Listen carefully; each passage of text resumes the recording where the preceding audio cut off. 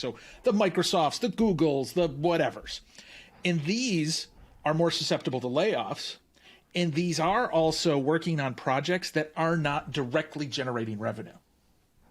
So his hypothesis is that they can be hit harder by layoffs, which actually impacts these projects in quite a negative way. In fact, I don't know if you had caught the article the other week by Stephen Vaughn Nichols, but here we'll just share my screen. We'll just share it. We'll just share it. I don't think I saw this. We'll just share it. Okay. What is Google doing with its open source teams, right? And so, Stephen actually suggests that the impact on Google's open source teams was greater than the non-open source teams.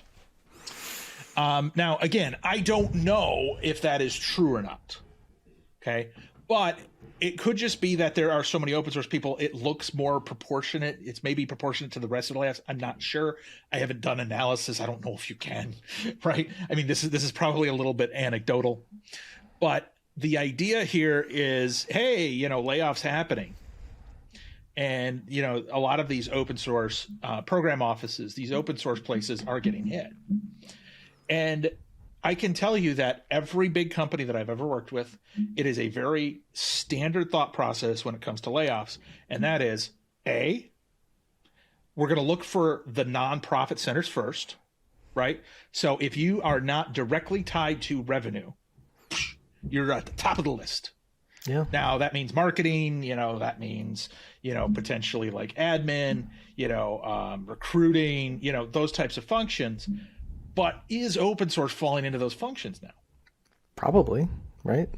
I mean, especially if you're not directly selling the open source. Like you can make the argument, for instance, folks who make their living off of the open source software that they're shipping, whether, it's a Confluent or, it's a Mongo, open source like, software here, or, it's, the MySQL team at Oracle, like they're focused on monetizing and commercialization. So they actually, if they're hitting their numbers, they're fine. Right. But if you have no numbers to hit, that's where the risk comes in. Definitely.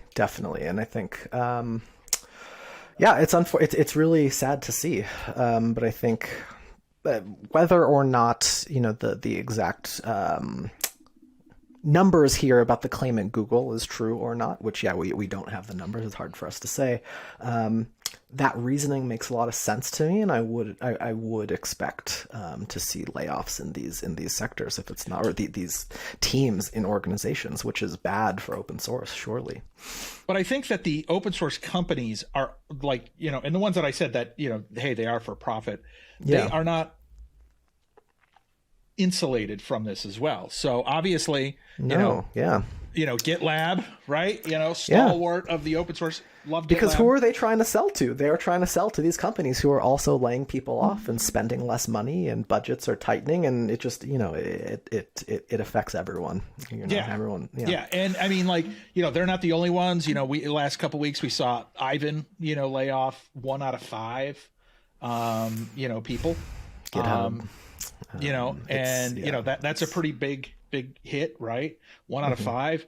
And again, a lot of these, it's interesting because if you look at the engineers generally aren't as hit hard as some of the other business functions, but they are there. And even today, DigitalOcean, 11% of their staff, right? And redundancy, reorganization. What's always funny is it takes some crisis for people to realize redundancies exist. I don't know why that is. Like, do we just get complacent? Right? Yesterday we weren't redundant. Yesterday we didn't know how to do this without 200 extra people. Today we figured it out. Like overnight I had a dream, and that dream told me how to reorganize and still get the work done with less people. I mean, because no one wants to, no one wants to lay people off, before you really have to, or feel like you really need to. It's such an easy thing to just put off if there's nothing really urgent about it.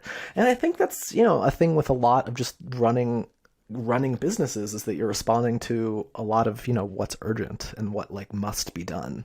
I could see it just being very easy for bloat to just slowly, creep into an organization. It'd be really hard to avoid it, I would think. Yeah, I mean, I think when you're flush with cash, okay, and you have a lot of money, like people give you leeway to try things. Yeah.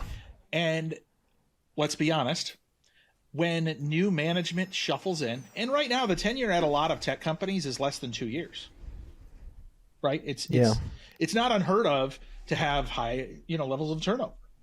And when those new people come in, those old things are just like, I don't know what they're doing. We'll just let them kind of sit over here and do their thing. And maybe it works, maybe it doesn't. We're just going to focus on my new things. And then they add their new projects and they leave. And then someone else adds their new projects. I think it's the island of misfit toys at some point mentality. And I think that can happen to a lot of companies. Yeah.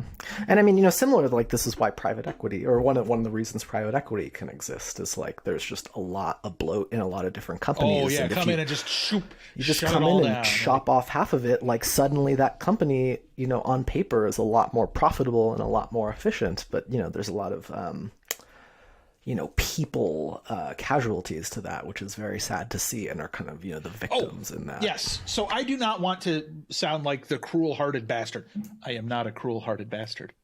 If anyone is here, that's going to be me. I'll take that role here. No. Got my CEO hat on. I need to get a CEO hat. No, I'm not. I mean, I could put the supervillain hat on, but that still doesn't make me a cruel-hearted bastard. Here,